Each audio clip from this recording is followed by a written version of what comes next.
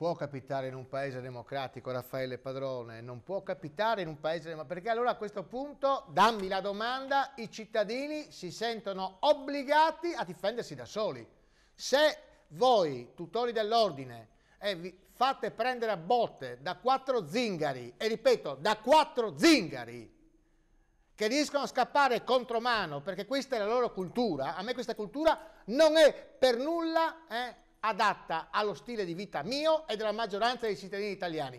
Se questa è la cultura, perché queste facce di bronzo, quando vogliono raccontarci le balle, i rom, poverini, la cultura, insomma, poi vanno sempre a mettere assieme i rom con gli ebrei. Lasciamo stare queste robe qua, non hanno nulla a che vedere, no? La cultura, se la cultura dei rom è quella di menare i carabinieri, se la cultura degli zingari è menare i carabinieri e fuggire contromano in autostrada, è una cultura che a me non va, e quindi i signori sono pregati di abbandonare immediatamente il paese prima di essere presi a pallottole, perché questo poi è il sintomo della gente. O sbaglio, Raffaele Padrone, riconfermatissimo segretario generale dell'UGL Sicurezza? Ma in effetti questo c'è il rischio della deriva, no?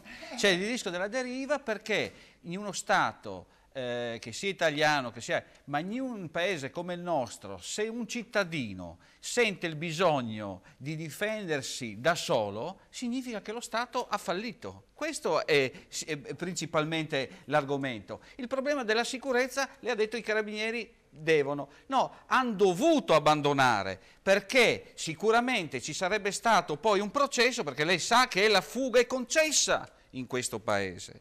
Quindi se andavamo a creare un incidente sarebbero stati condannati sicuramente i carabinieri.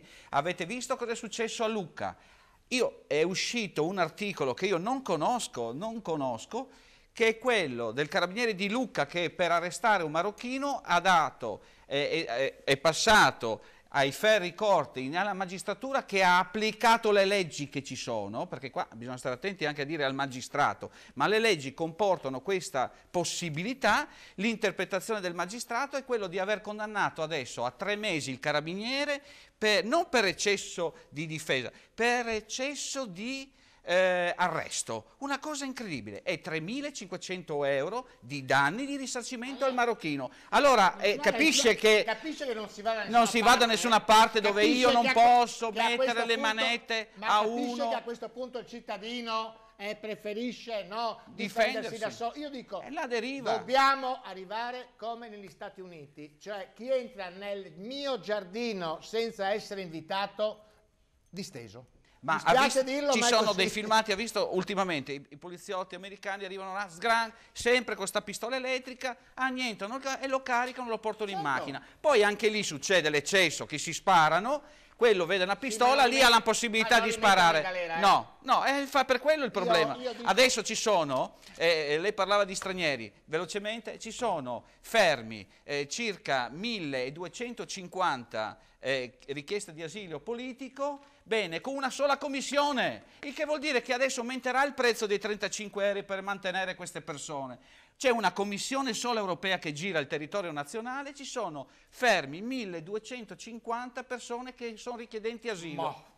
Questa è così. 1 milione circa di persone pronte a lasciare le coste sbarcare. Vabbè, per il momento. Grazie Raffaele. Grazie a voi.